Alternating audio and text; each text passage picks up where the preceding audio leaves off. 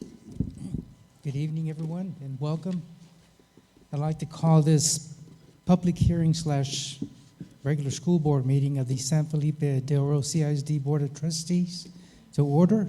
Madam Secretary, would you do us the honor of calling roll? Yes, sir. Ms. Chavez? Present. Mr. Overfelt? Present. Ms. Gonzalez? Here. Mr. Mesa? Here. Mr. Galindo? Present. Ms. Haynes? Here. And myself. Sir, we have a quorum. Thank you very much. Let the record indicate that we do have a quorum of board members and that this meeting was duly called and posted in accordance with the Texas Open Meetings Act, Texas Government Code, Chapter 551, today being Monday, December 18, 2023. We will have, first of all, opening ceremonies, first with a moment of silence for personal reflection, followed by the Pledge of Allegiance. Please stand.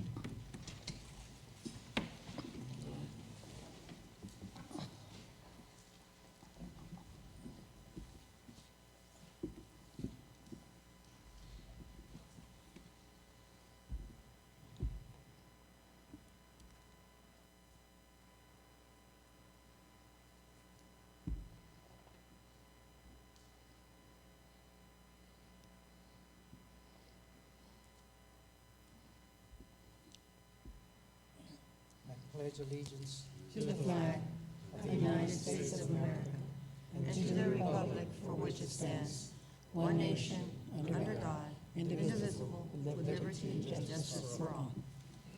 Thank you very much. You may sit down.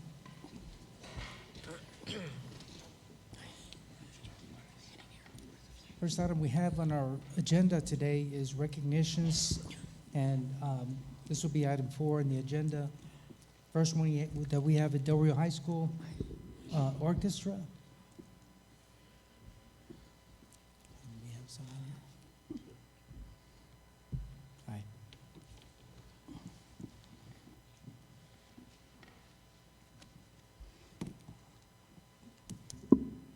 Good evening, President Mesa, Superintendent Dr. Rios, and esteemed members of the board.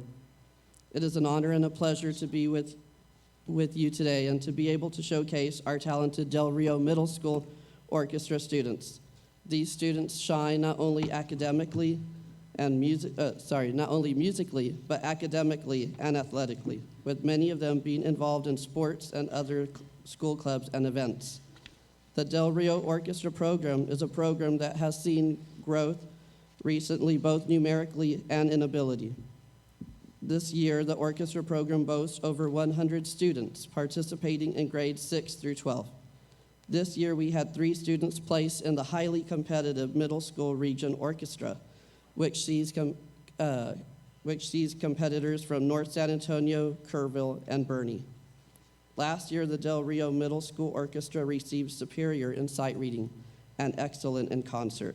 And this year, we are striving to receive Distinguished Superior in both categories, a feat which has only happened once in the history of the program. These students are not only talented, but are dedicated, hardworking, and goal-oriented, and I'm excited to see what their future holds. Today, some members of the Del Rio Middle School Orchestra will be playing one of their Christmas songs. We had a lot of students who are out both due to illness and there's several different games that are happening, and one of the things that our students are involved in so many different activities, so several couldn't be here because of that, but we hope you enjoy their Christmas selection or Christmas song that they will be playing entitled Bells and Buccaneers. Thank you.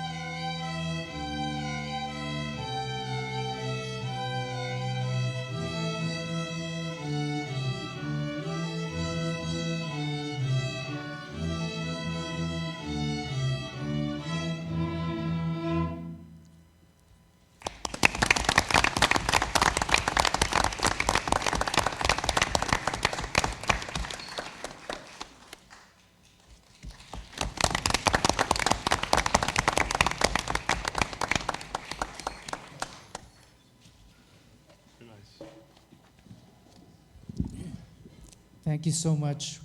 We're honored tonight again to see so much talent. Great job, thank you.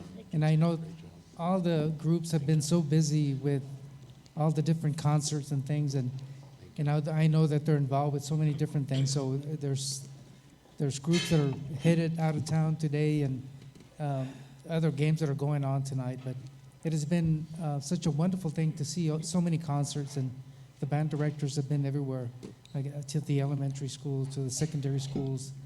And it's great to see so many talented students that really devote so much time to the practice and get recognized for that.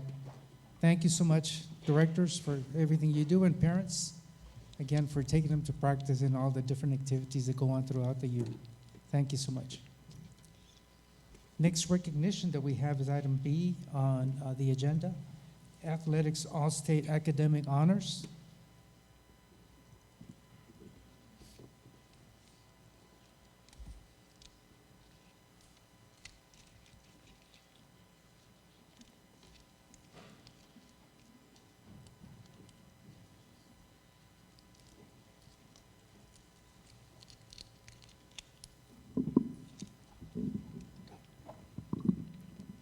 Good evening, Dr. Rios, President Mesa, and to the members of the school board. Good evening to everyone here in attendance. It is an honor to be standing before you today to present to you our Texas High School Coaches Association and our Cross Country Coaches Association Academic All-State for football, volleyball, and cross country.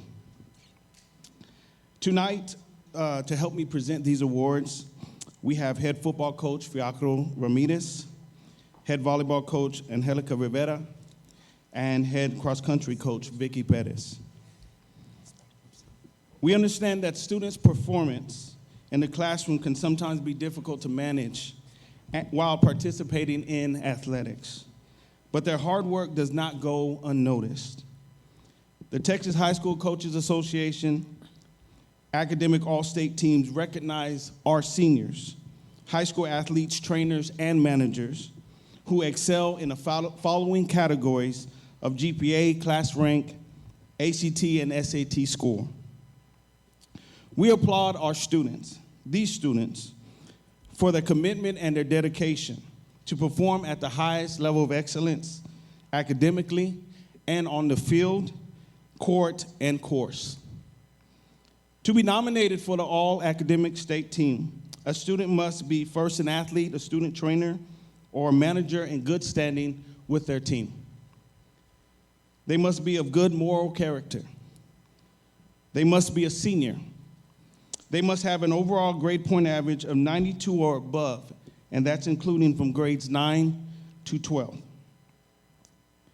The process of nomination is as follows. The head coach of each sport submits the form with the help of our counseling department. They submit all of the academic records for the student from grades 9 to the present time. Once the deadline has passed, the committees review each nomination. While a student might initially meet the criteria, it is not guaranteed that the student will make an academic all-state team.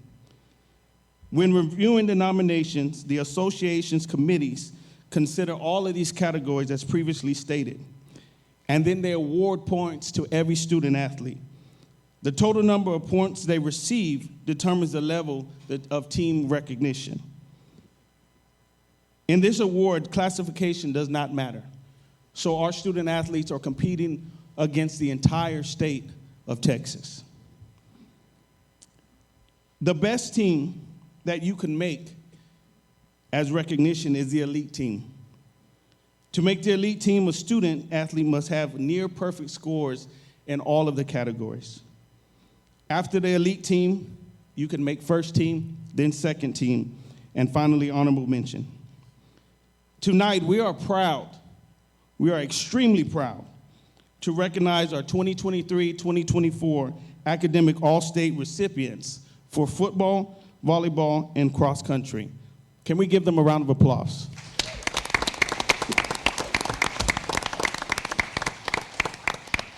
Our first recipient is Emily Torres, representing cross country. She is first team all-state for the Cross Country Coaches Association Award.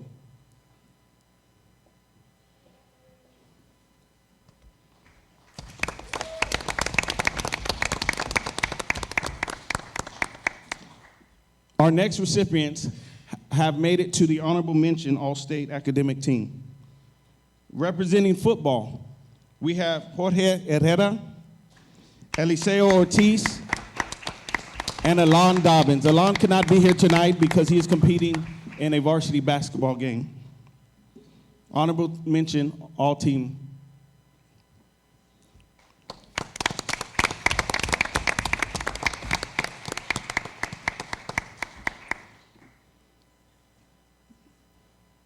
Being awarded the second team honors academically. Representing football, we have Hector Rodriguez. And representing volleyball, we have Cian Casillas.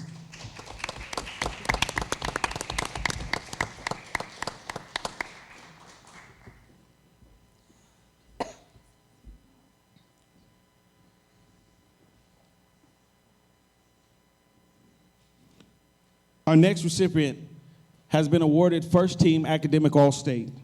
Representing volleyball, Liliana Hayek.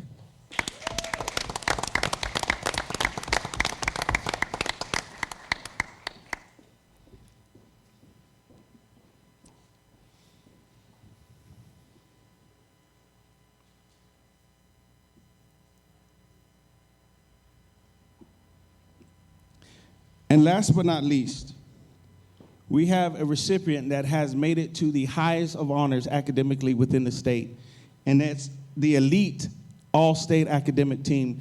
And I went back and reviewed some records that I had and I could remember from the past, and I don't know if we've ever had an elite member of the all-state academic team.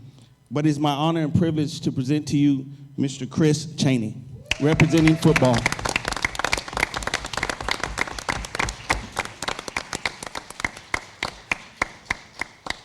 It is extremely important that we award and honor these student athletes because we push as much as possible academics first, athletes second. We are student athletes. So I'm honored and I'm privileged not only to be the athletic director, just to be a part of these young people's lives and all that they do. We want to thank Dr. Rios. We want to thank our president, Mr. Messer, our school board members. We want to thank all of our principals, our secretaries, counselors, and I'll forget everyone else's name, but everyone that has been a part of us, because we know it's so much better when we all do it together. It takes a team to make all of this possible, and I thank you so much for the time and the honor to present these awards. Thank you very much.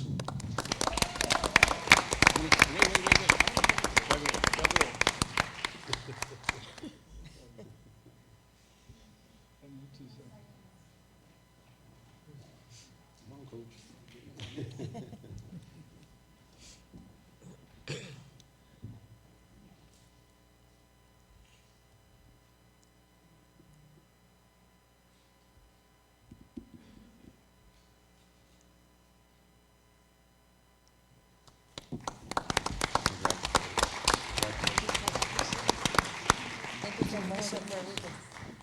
Oh, they're coming the other way. You get it twice, sir.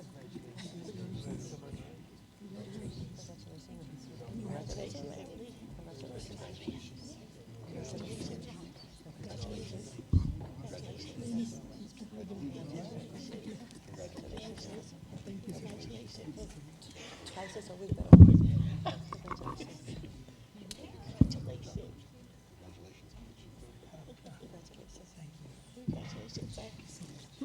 Just wanted to thank everyone, especially the parents again, students as well, because they practice for so many hours and yet their grades are outstanding.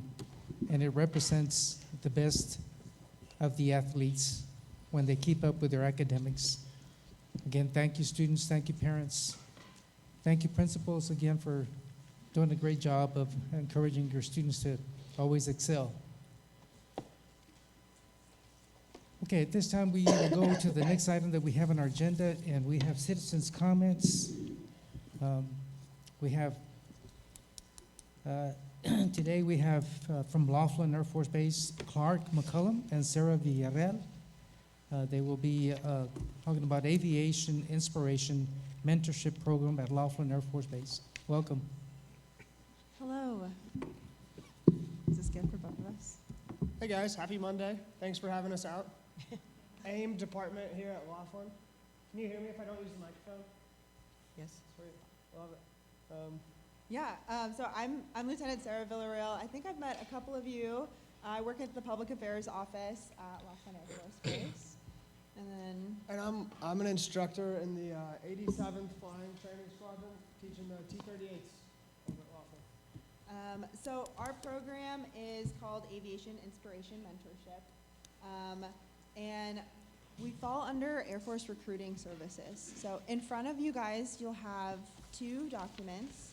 The first is a slideshow. It breaks down everything that AIM is. So if you go to the first page, where it says Aviation Inspiration Mentorship, you see like our mission and our vision, but there's like a great quote from this book I just finished that I think really sums up what we're trying to do. It says, "We'll tell people to follow their dreams, but you can only dream of what you can imagine, and depending on where you come from, your imagination can be quite limited." So the goal of our program is just to help expand a kid's imagination. And there's a couple different ways we're trying to get after that. The first is tours on the base. So a few of you guys, were any of you guys on the Cannon tour?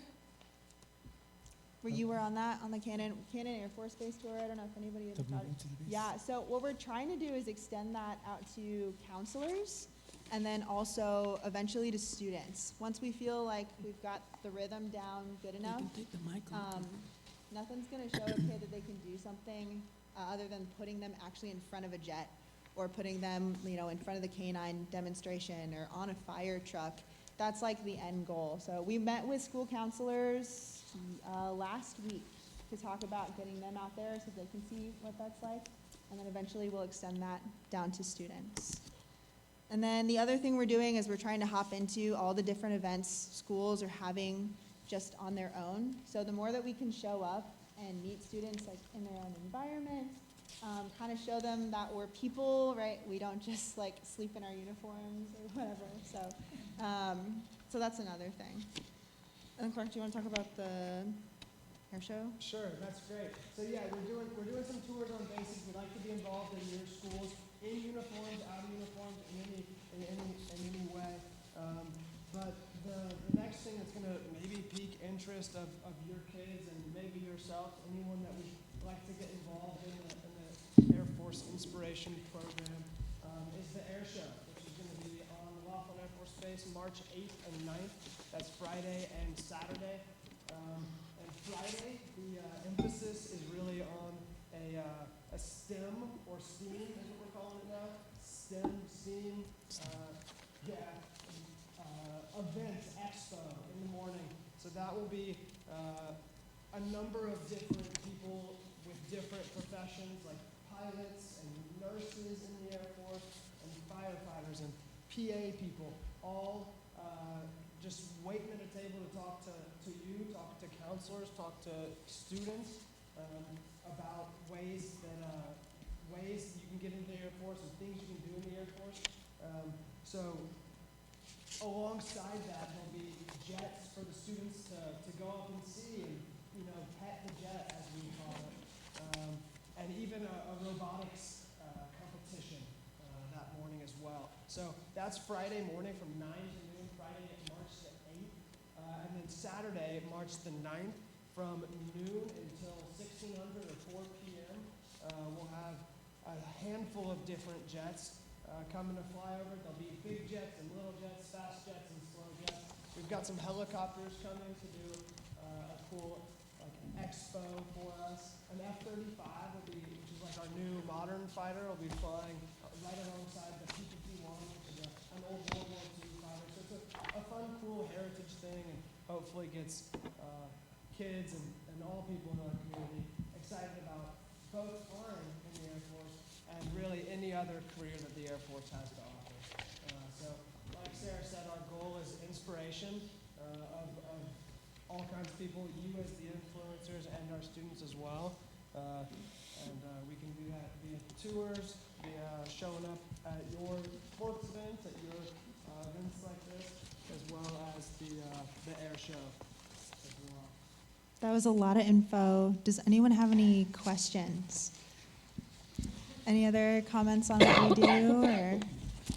I just want to say that we were honored to go on base and visit so many different facilities, including the flight tower, which we're very careful to hold on to the railings because we went all the way around. But it was an awesome experience because we got into the flight simulators and we got to see the school and the new side of supposedly the new buildings coming up. But it was an awesome experience, and I want to thank you for everything. And we look forward to, again, that event, big event on March the 8th and 9th. So Yeah, we're we excited. hope that all can be there as a team and visit so many exhibits that you will have. Thank you, sir. If you enjoyed the event, maybe you will too. It's not just for Mr. President here. Anyone's welcome, and we're hoping to do it for students, like Sarah said, students soon, maybe. Yeah, I think eventually further into 2024, that's the goal. And so Clark mentioned the influencer demographic. So when we talk about really helping kids from step one all the way to the finish line, it really is counselors, teachers, parents.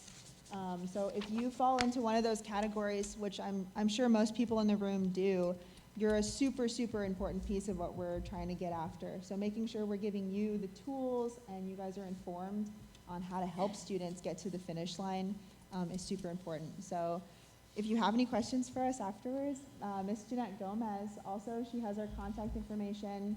She can get you to reach out to us, however. So the biggest takeaway really is that we're a tool for the community. I think the Del Rio community, we can do, on our part, a much better job on getting students onto base, and then that influencer demographic onto base as well. So thank you so much for your time. Thank you. Excited Thank you. to get it going. I'll ask board members about anyone want to make a comment or anything? Okay, thank you so much, and we look forward to the great event. Thank you. Thank you. Thanks, you guys.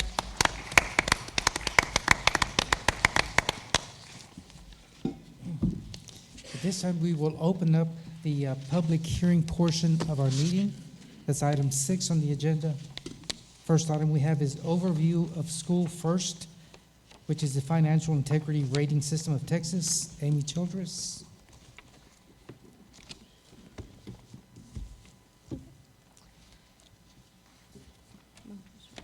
Good evening, President Mesa, Dr. Rios, and members of the board. The state school financial accountability rating system, known as the School Financial Integrity Rating System of Texas, or FIRST, ensures that Texas public schools are held accountable for the quality of their financial management practices.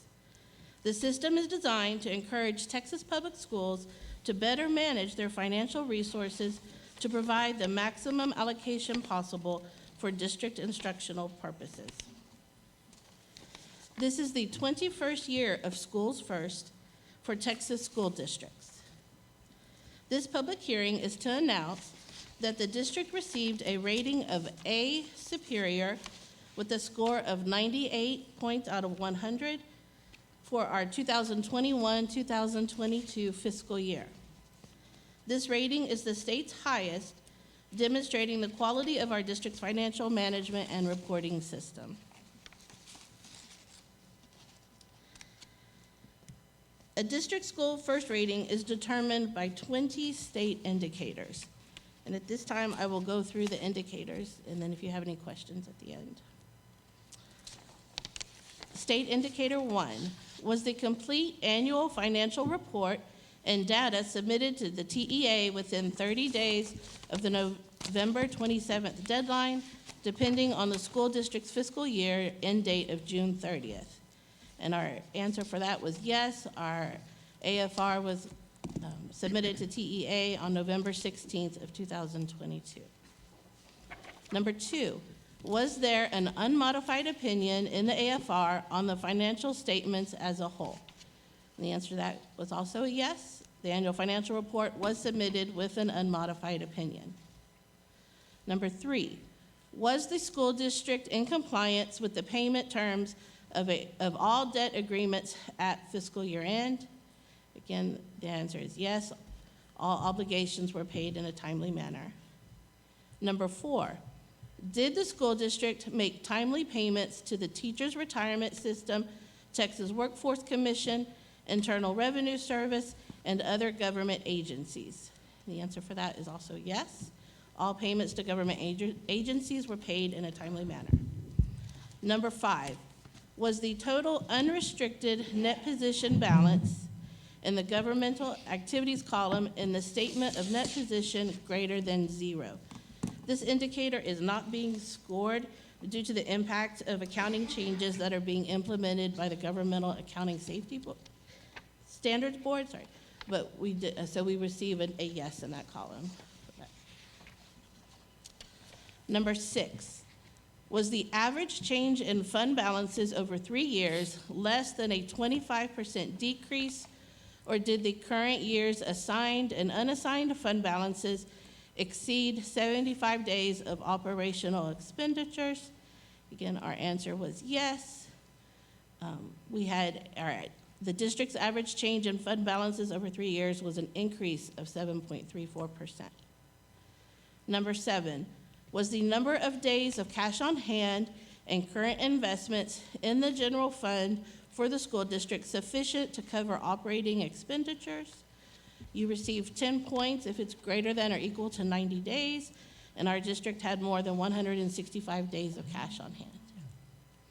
Number 8, was the measure of current assets to current liabilities ratio for the school district sufficient to cover the short-term debt? Again, you received 10 points if you were above a 3.0, and our ratio was a 4.5179. Number 9, did the school district's general fund revenues equal or exceed expenditures? If not, was the school district's number of days of cash on hand greater than or equal to 60 days? Again, we received the full 10 points for that because our revenues did exceed our expenditures and our cash on hand was greater than 60 days. Number 10, did the school district average less than a 10% variance when comparing budgeted revenues to actual revenues for the last 3 fiscal years? Our answer on that is yes. We received the full 10 points. However, that indicator is not being scored for that fiscal year.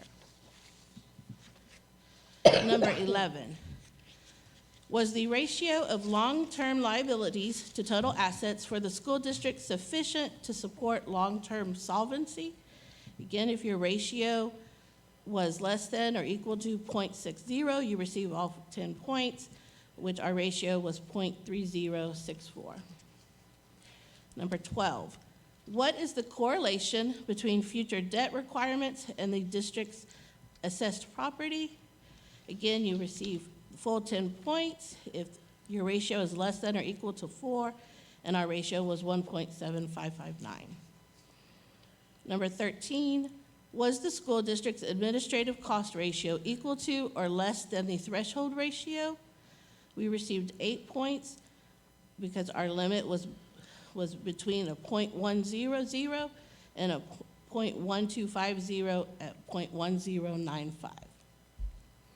Number 14, did the school district not have a 15% decline in the student-to-staff ratio over 3 years? Again, we received the full 10 points. However, that indicator is not being scored for that fiscal year. Number 15, was the school district's ADA within the allotted range of the district's biennial pupil projections submitted to TEA?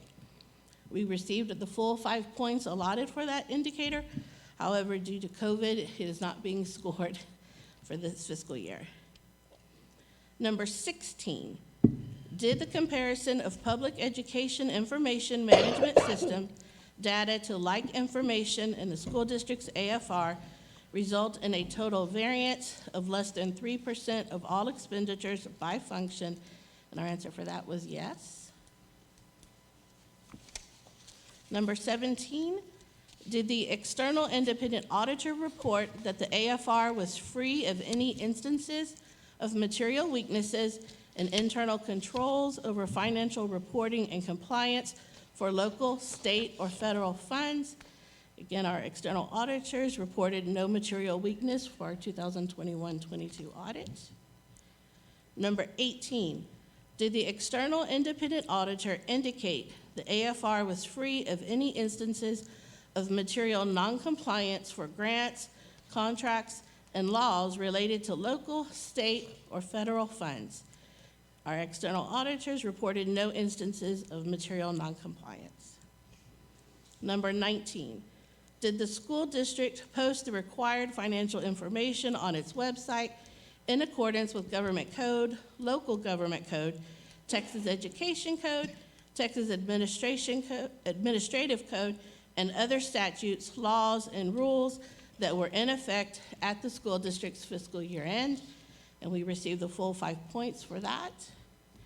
And number 20, did the school district's administration and school board members discuss any changes and/or impact to local, state, and federal funding at a board meeting within 120 days before the district adopted its budget? And our answer to that was yes.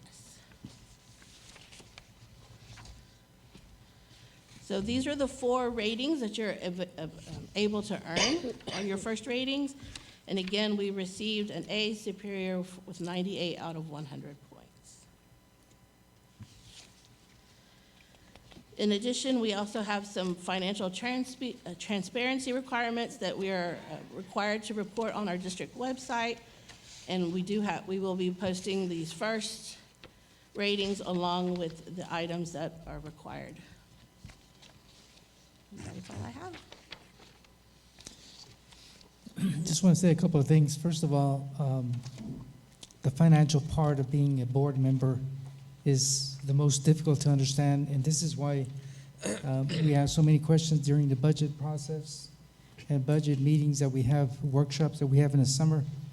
And it's every year we learn more and more because, again, every year is different. And so sometimes, we get federal monies from different programs and grants and so forth, rebates from TASB and the like. And so we have to take all that into consideration. But overall, again, the ADA is so important.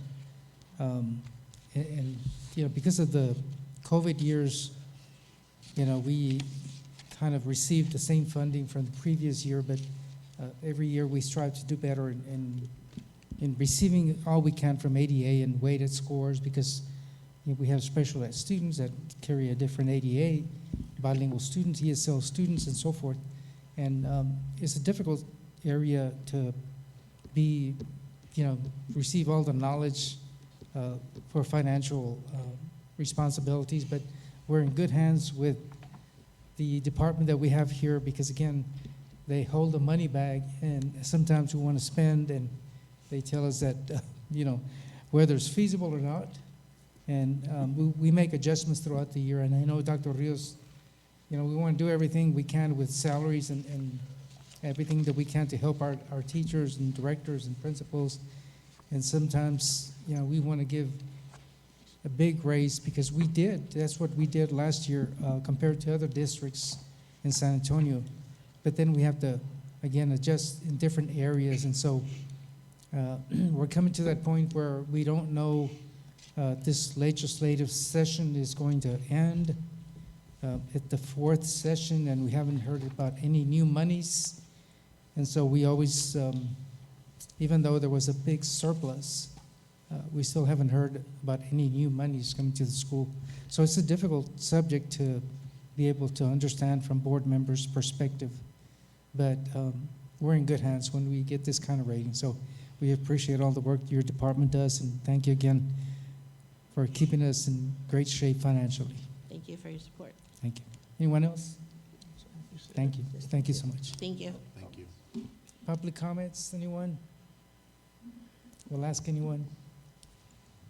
Hearing none, we'll close this public hearing. Thank you. Thank you.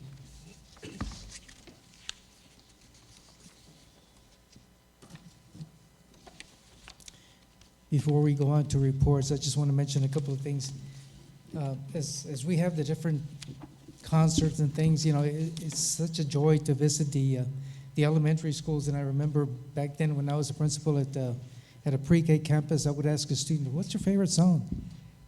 What's your favorite Christmas song?" Police Navidad. Never heard that one, but okay. But they know the words, and they might not know the exact words to it, but they sing along so nicely. And as long as they get a candy cane, an apple, an orange, we used to give them just whatever, and they were as happy as can be. But it's such a joy, during the summer year to make all the different rounds where the band goes and performs for the different elementary schools. And we appreciate all the work that goes on behind the scenes, because today we got to visit with the band, and their new big 18-wheeler that they got for the equipment. And it's almost like seeing them open their Christmas present, because they were climbing all over the backside of the 18-wheeler where they store their equipment, and it's such a joy to see all that. And this is a special time of the year, the best time of the year. So again, thank you for all the work that goes on your campus for the Christmas concerts and sessions and sing-alongs and your Christmas parties for the staff, and it just means a lot. Okay, we'll go on to reports. I know Mr. Chapa's eager to come to do his facilities and construction update. Welcome, Mr. Chapa.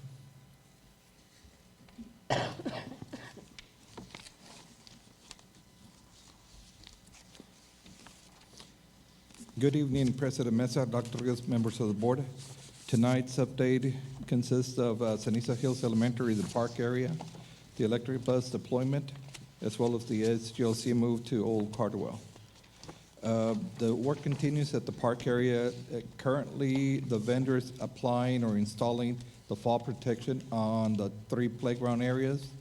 Per my conversation with the gentleman this afternoon, he assures me that the work will be completed no later than Thursday.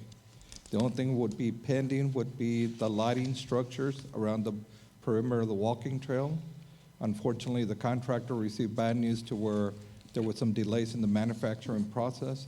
So now the revised schedule indicates the work will be completed by the end of January. The equipment is supposed to be received at the end of January.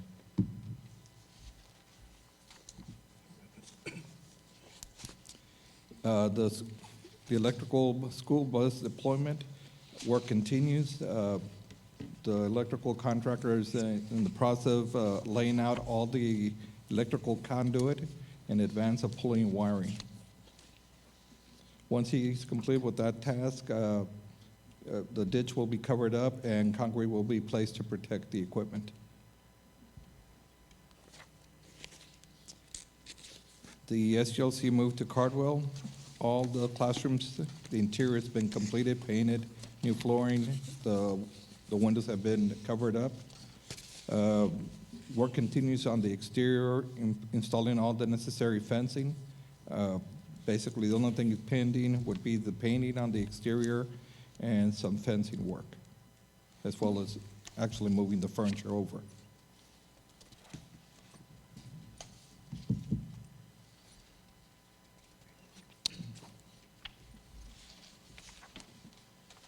Any questions? Dr. Rios, you mentioned, for example, the fence at the high school, that it would be the back portion of it. So when is that going to happen? The entire, Mr. Mesa, the entire fence will be completed no later than the end of January. And that's that fence that I pointed out this morning from the edge of the football field where the ambulance parks all the way to the county fairgrounds.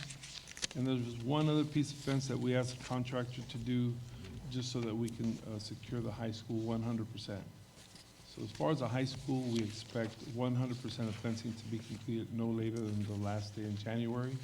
And then we will receive the bids for the Cardwell fence middle of January, The 9th. the 9th of January. Okay, and I know we have another item having to do with school audits, but you mentioned something about making, directing or having a fence between the front entrance and the rear of the school, so there won't be any excess. Yes, sir. Initially, our goal or our plans have been to construct the high school, then move to Cardwell, and then move to Buena Vista.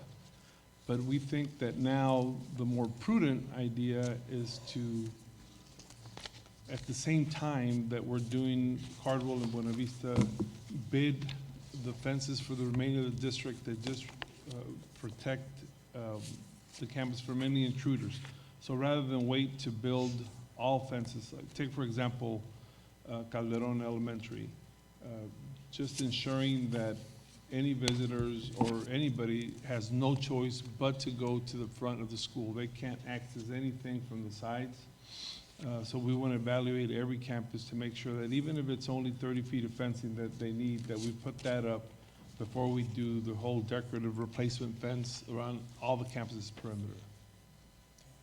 We don't know yet. Yeah, no, for that, we haven't, Mr. Chapa will conclude that study here hopefully before the January board meeting. That's correct. Board members, any questions on facilities? Mr. Galindo? I just have one. What's the anticipated move-in date for the SGLC to Cardwell? 'Cause I see here on the 5th, and they come back to school on the 8th, so it's going to be over that weekend, or they're still going to be reporting over here for some time in January? The campus is pretty much complete. What we need to do prior to going to the holidays is sit down and visit with the principal to make sure that we can just move the furniture so that they can start classes when they return, and then talk about moving the rest of the bookshelves and that sort of stuff. Our goal is to be ready to go the first day of school, Okay. but here over the next couple of days, we'll have that discussion. Okay. Now, one thing is we want to complete everything. The only thing that's going to be left to do throughout is the exterior painting, but Okay. that doesn't affect the students because that's happening on the outside. Okay. So if everything goes as planned, we should be able to move prior to the first day of school, if not no later than that second week. But we're going to work that out here in the next couple of days. Thank you. Sir, and how many classrooms are they using at the old Cardwell? They're using Science? 100% of that last wing, Okay. the science wings, and then the rooms all the way. From the counselor, where the counselor used to be, all of that wing and the library and the office in the library. Yes, ma'am. Yes. Okay. We're going to visit with the principal because he had interest in dividing the library. We wanted to meet a deadline, but when we visit this week, we'll touch to see if that's a possibility. Anyone else? Uh, ju- Yes. Dr. Rios. If anytime if any board member wants to go and just see the tour of what we're doing, especially the fencing that we did locally, just let me know, and Mr. Chapa, Mr. Torres, or myself will meet you all out there. Okay. It's really impressive what our crew has done. And again, there's a lot of things happening there at San Isa Hills with the track, and that's the landscaping and all that. It's coming all together. We'll go on to the next one, maintenance. The work orders. Maintenance Department, the 0 to 15 day work orders submitted were 936, closed 899 for a closure rate of 96%. 16 to 30 days, 89 were received, 67 were closed, closure rate of 75.3. 31 to 60 days, 82 were received, 41 were completed, 50%. 61 to 90 days, 34 were received, 10 were closed, a closure rate of 29.4. Technology Department, 0 to 15 days, 2,667 were submitted, 2,638 were closed, closure rate of 98.9. 16 to 30 days, 149 were received, 127 were closed, 85.2% were closed. 31 to 60 days, 98 were received, 57 were closed, for a closure rate of 58.2. And 61 to 90, 77 were received, 18 were closed, closure rate of 23.4. And transportation, 0 to 15 days, 178 were received, 176 were closed for a closure rate of 98.9. 16 to 30 days, 24 were submitted, 19 were closed, closure rate of 79.2. 31 to 60 days, 30 were received, 22 were closed, 73.3 closure rate. And 61 to 90, 3 were submitted, 2 were closed, closure rate of 66.7. Questions? Mr. Orfeld? Over time, when we look at the transportation work orders and the maintenance work orders for 31 to 60 and 61 to 90, those have been, particularly the maintenance ones in the sense of what's complete or not complete has been, and you correct me if I'm wrong, but it appears that it's been steadily climbing there with, 34 submitted, 24 open, but 10 closed. So when we get into those, that disparity there of something being open for up to 90 days, what kind of example is, in the sense of what's staying open for up to 90 days on the maintenance side that's keeping it open? Parts, et cetera, stuff like that? Yes, sir. Some are parts, some are equipment that is required. And what I've seen in the recent past is we receive work orders that are, for instance, painting. We receive some where staples have been introduced to the drywall, so we need to cover up those little holes and paint that hallway per se. However, because the staff is working on, for instance, as an example, SGLC or other priorities, since that's not such a priority, that gets pushed back. So eventually we get to it, and that's why you see something like that lags behind. Okay, so the ones like that you're, those 24 that are still open, they're not what we would call mission critical right now? That's correct. Okay. All right. And then on the technology ones, the ones that are open, the same, the 31 to 60 and the 61 to 90, when we're looking at that, when we're talking technology, is that stuff that's in the, is that stuff that is in teachers' classrooms, computers and stuff like that, has gone down, or one-to-one projects, anything that is mission critical and going in and really putting a dent in our students' ability to get the stuff done? Yeah, most of them are just, like I said, parts that are on hold to and order. Nothing's mission critical on those. So some of them are transfers from users from HR that we have to transfer, but they're taking longer to process. So some of those are tickets that are also in there. So it's not necessarily just technology stuff, it's also HR stuff that we have to do in the back end. So. Okay. Those are very good questions, Mr. Orfeld. Yes, I kept thinking the same thing with technology, that if we're moving over to Cardwell, is everything going to be in place as far as, for the security and, the Raptor system and so forth? Yes, I have to be ready for that. It will be? Yes. So I don't understand the HR part that you were talking about. So when an employee moves over, title changes and all that, HR submits a work order, right, and that gets created. And then my department has to go and create the accounts or move their titles around from what they were from one account for another. So that takes some time. So those are some of the tickets that get put in the back there too. Okay, So- I understand now. Thank you. Anyone else? Thank you very much.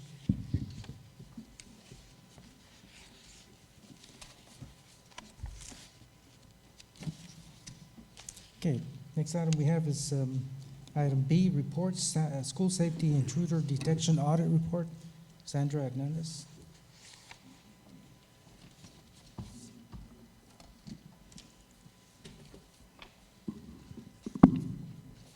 Good evening, President Mesa, Dr. Rios, and members of the board. This evening, I'm going to be presenting the intruder detection audit report.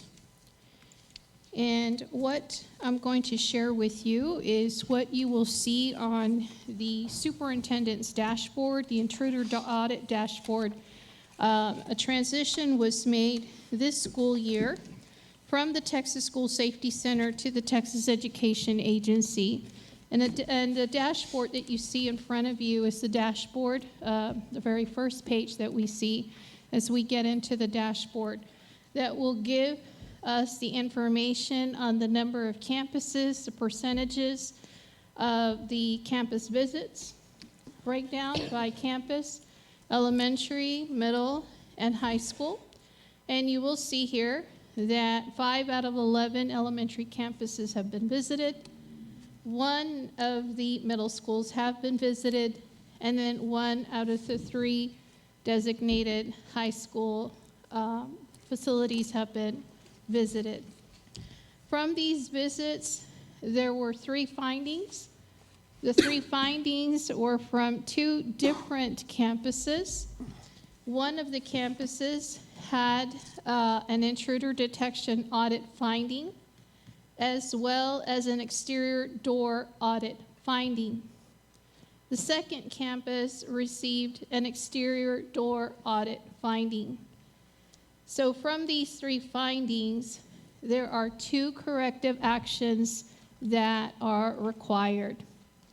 And the corrective actions breakdown include what we have, we are required to do is that within 45 days, present information back to the Texas Education Agency that we have notified in a public meeting the results of the findings as you're seeing tonight, that we immediately began the training and retraining of campus staff and substitutes at the campus where the findings occurred, and that we report those findings and any action plans that need to be made for corrections, for example, for an exterior door, those need to be submitted as well. One of the campuses, the submission deadline is going to be at the very first, 2nd of January, and the second campus submission deadline would be in February. We are well underway with the corrective actions. As you can see here on this particular slide, the training for Campus A has been completed. It was held on December the 7th and on December the 12th. And then training for Campus B will be scheduled or is scheduled for January the 10th here in the coming year after the winter break. So we have taken the corrective action appropriately and timely so that we will submit all the required information to the Texas Education Agency on time. And that completes my report. That's the report to the board. We still have to report to the safety committee. Yes, sir. I do need to report to the District School Safety Committee at their next regularly scheduled meeting. We no longer have to hold a special meeting, but at their next spring meeting, we will provide them with the findings that you see here today. Okay, thank you. you. Questions from board members? Storefeld? I know we can't get into specifics when it comes to security. Yes, sir. But in that slide there, it says about keeping exterior doors closed and locked. I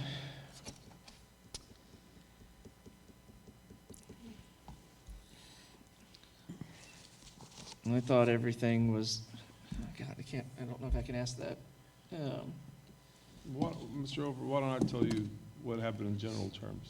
Yeah, tell me in general terms, because I have a lot to say about it, but I can't. So go ahead. Rest assured that 100% of our doors can be secured.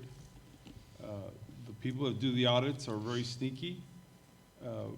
They find the weak points. Unfortunately, the weak points are always human error.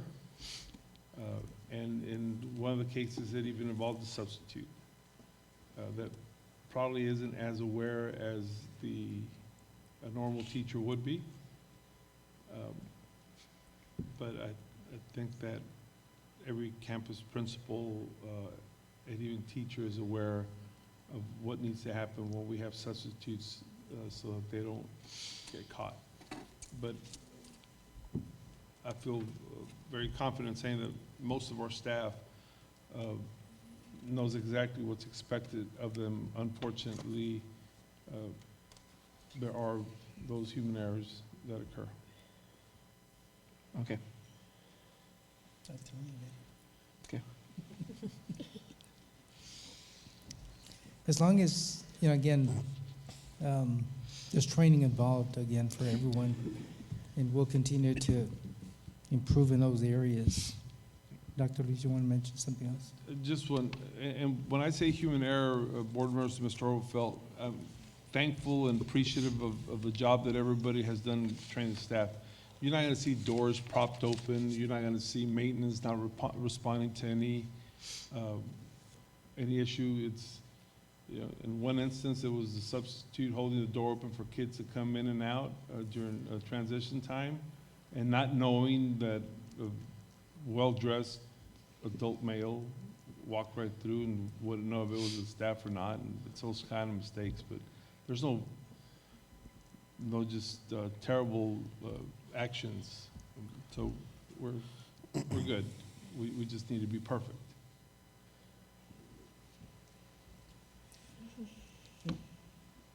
Vicki? Just to reiterate this, the substitutes are briefed every time there's a substitute. The principals brief them about the safety measures on the doors, and I know it's probably very easy to, get a substitute, as it is difficult to just get them in and they go about their work, but how quick or how often does the principal brief the substitute that comes in? No, ma'am. The substitutes all receive training. Yes, They all receive I'm aware of the that. general yes. training, but unfortunately, it's at campuses where we have a whole lot of substitutes. We probably have to make sure that we have a check system to where when they're handed the Yes. folder and their keys, they're reminded about security. Just a So reminder, that's yes. what we need to do. Yes, thank you. Thank you. Thank you, Sam. Okay, next item we have is the consent agenda. Again, one action will approve all items on the agenda. There's some minutes of some meetings that we've had. Any corrections, or if there's any item that needs to be pulled out for questions, now's the time to do that. If you want to look at that, Dr. Rios, we're going to post the donations again. They're already posted, Mr. They're already President. posted. Okay, We're great. going to do that every time. Y'all are welcome to. Awesome. That'll save us time. But again, I do want to acknowledge again those individuals, organizations, businesses that donated towards our efforts. Again, our schools, I know that especially winter clothing and things of that nature, especially again during holidays where they either buy T-shirts for UIL or snacks for teachers during the holidays, and Christmas events that they have and parties. So again, thank you to all businesses and individuals who donate to our school district. We appreciate everything you do. Is there any item that needs to be pulled out from consent agenda? Any corrections to minutes?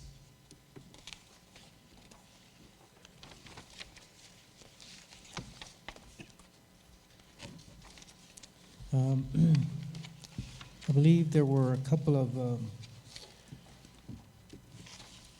minutes of special call board meetings in front of you. They're dated November 15th and November 27th that were not in the packet, but they're there for you to review, make any corrections if needed. If no questions are asked or any item that needs to be pulled out, I will entertain a motion. I'm just curious Yes. about one thing. Okay, question, Mr. Ruffeldt. I'm just interested about the technology. On G4, G4. Dr. Rios?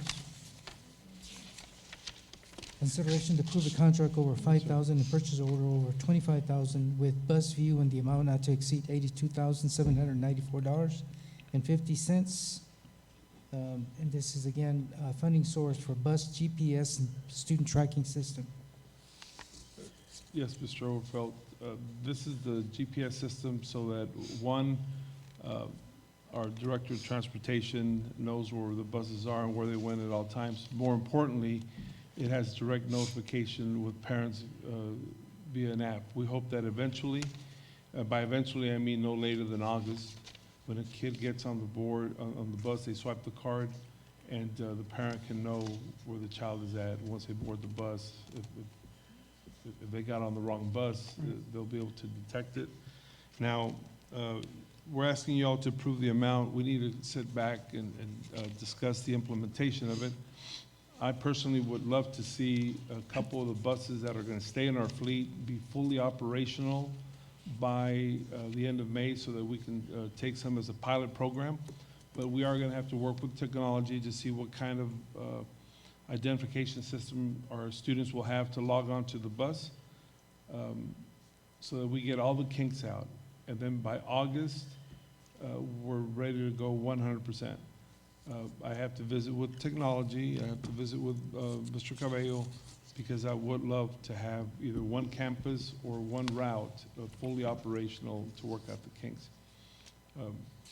And we'll be giving you updates as we make that progress. so the vast majority of it's going to go on, so it will go on the new buses as we get the electrical, the EV buses. Well, 100% of the technology is going to go throughout all the buses. Now, the number of buses in our fleet compared to the number of new buses we're getting is, Mr. Goyo?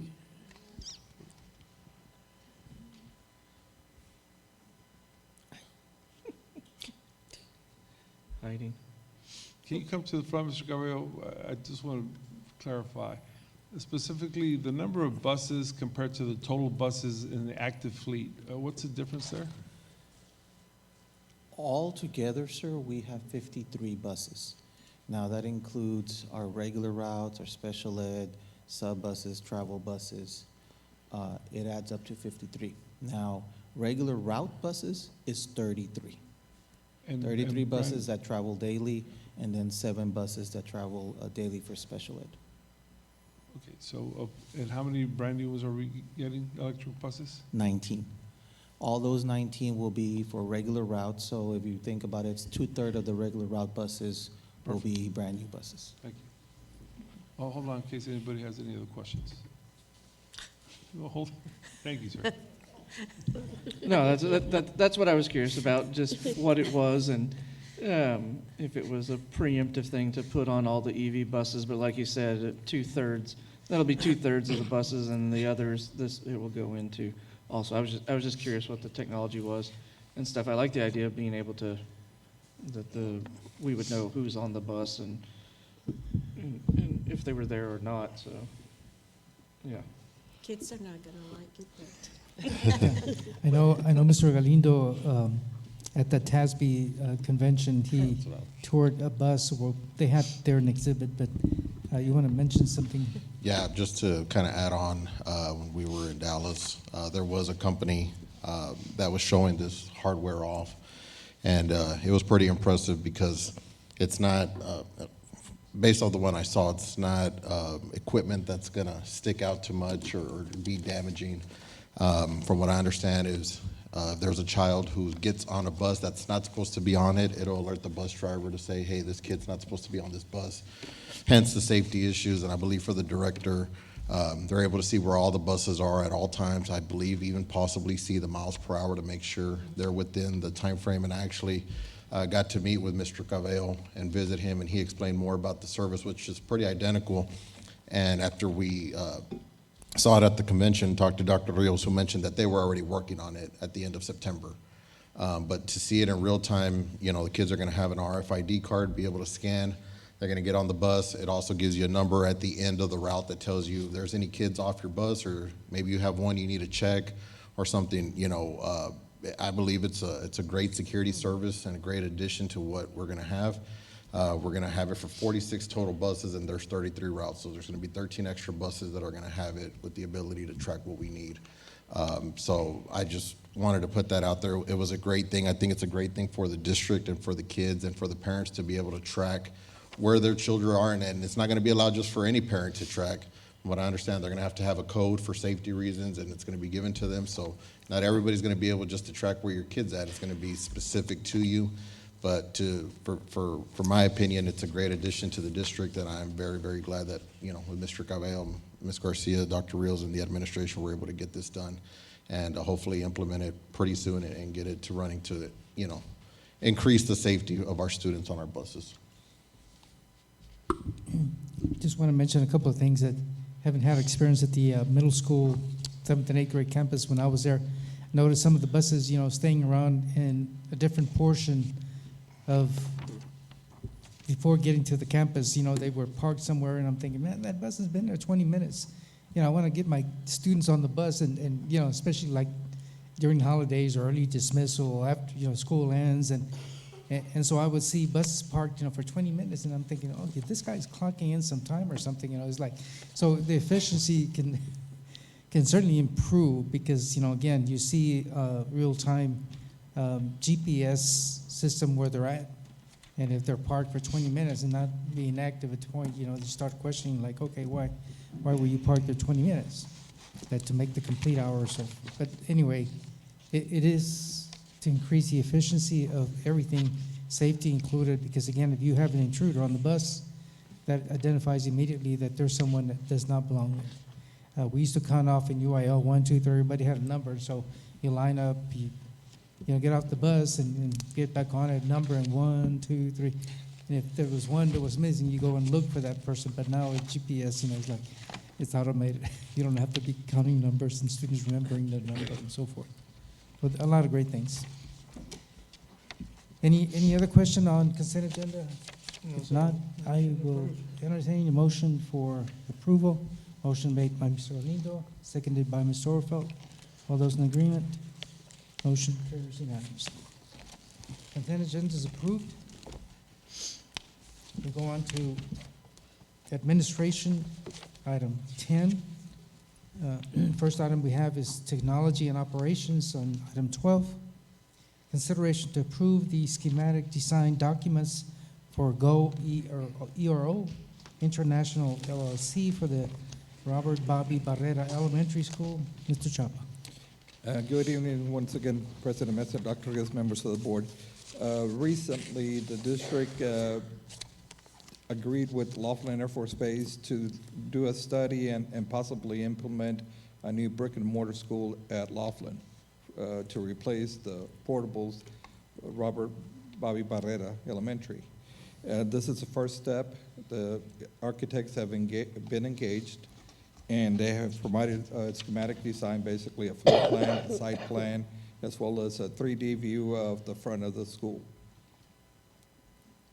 And the purpose of this is to seek approval for the schematic design so the architects may proceed to the development of the rest of the construction documents.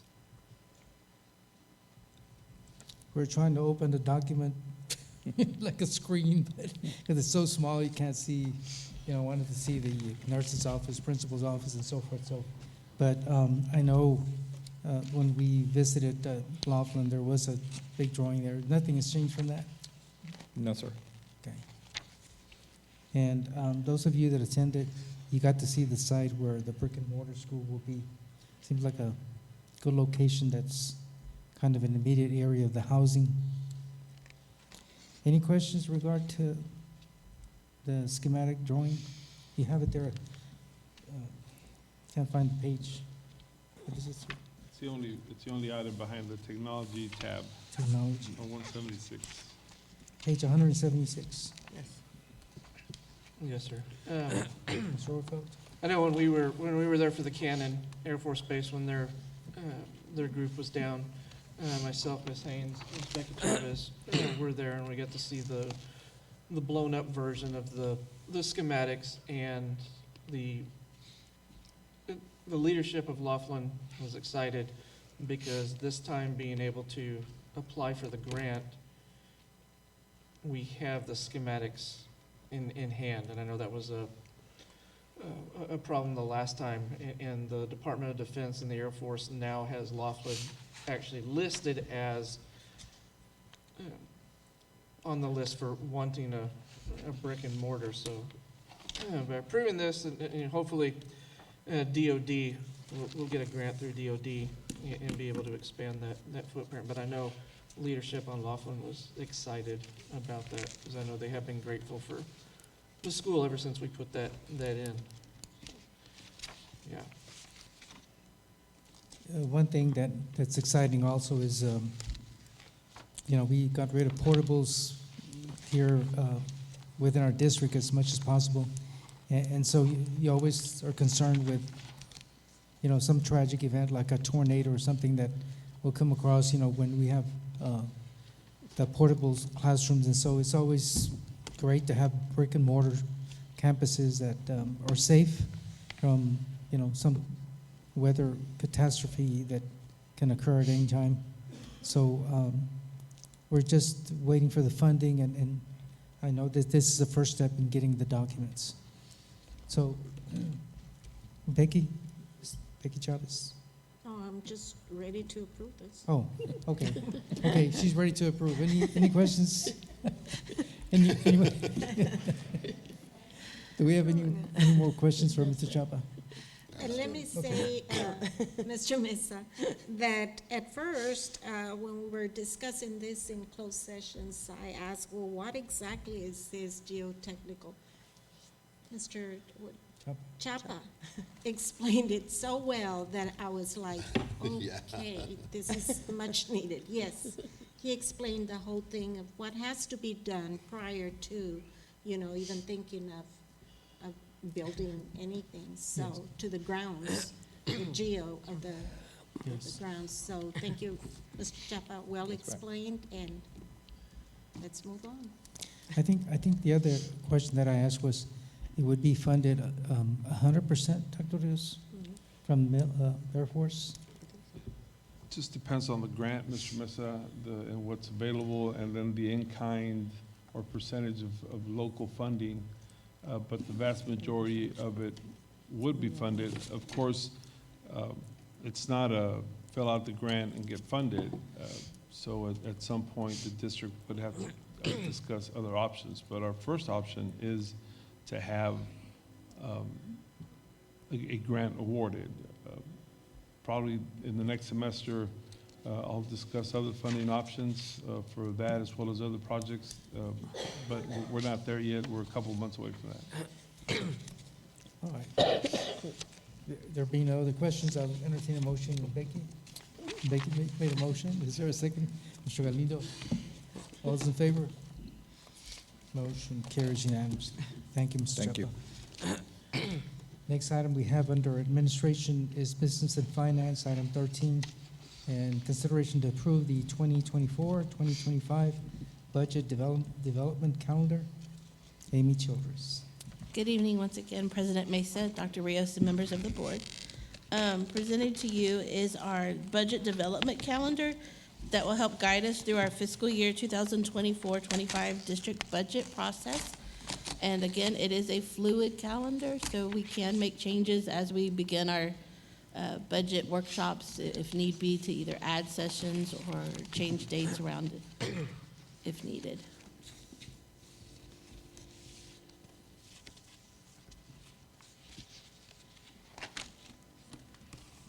Am I seeing just one budget workshop? No, sir. No, sir, there should be 4. You wish. Okay, but the others are regular meetings, aren't they? Wishful thinking, Mr. No, there's four. none of our regular meetings. There's, The first budget the first one workshop is is on March March 28th. I see the dates below, like regular meeting is always on this June 6th, and then the 17th is the public hearing, adoption, readers. Okay. yes, the first is March 28th, the second is April 25th, and the third and fourth are in May. That was wishful thinking on my That- part. Out of hunting season. Okay, well, at least it's not hunting season, so that looks okay. Any questions? You want to add anything to it? No. You already added everything? Yeah. Okay. I hope so. We'll try to keep the budget calendar as proposed as much as possible, but there still could be some changes, though.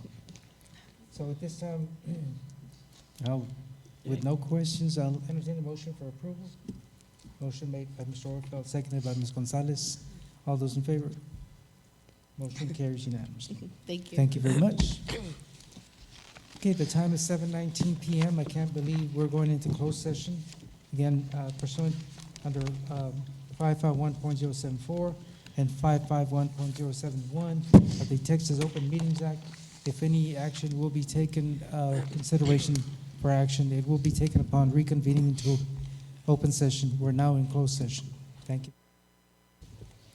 Okay, the time is 8:21 PM. We're reconvening into open session. No action was taken in executive.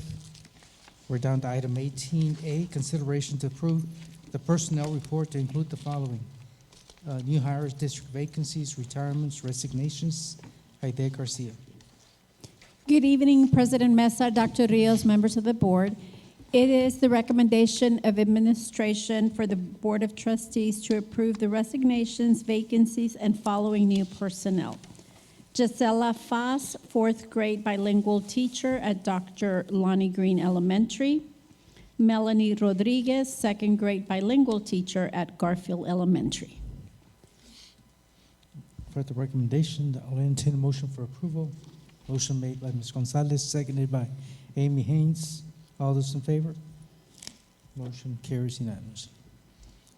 Item B, consideration to approve the position of Director, PIMS, Dairy Queen Compliance? No, Yes. DQ. So what is DQ compliance? Data quality. Data quality, Yes. compliance, and accountability.